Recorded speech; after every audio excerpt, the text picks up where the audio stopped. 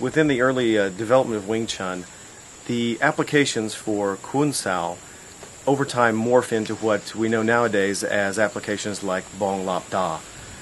Bong Lap Da, the way it's taught within most schools and with most instructors, is a 3-beat timing sequence of Bong Sao deflection, a Lap Sao action, and an attack on the 3rd beat.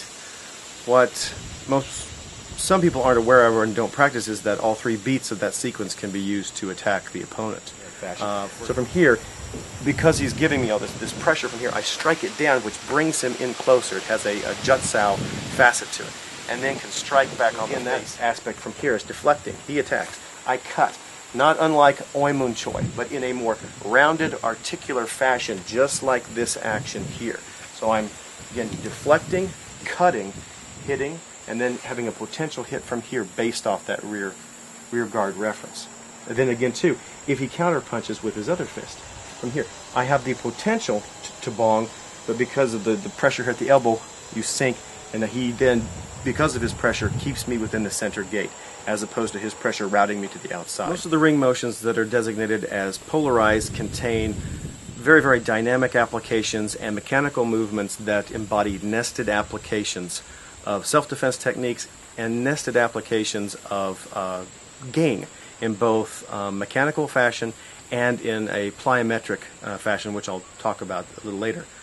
But one thing about the unpolarized ring sets, the ones specifically where you insert your hands within the ring, within the middle, they embody some very simplistic ideas that again are part of the early stages of Wing Chun's development that you don't often see within most contemporary branches of Wing Chun. Rotation in the wrists and rotation around a central orbiting point.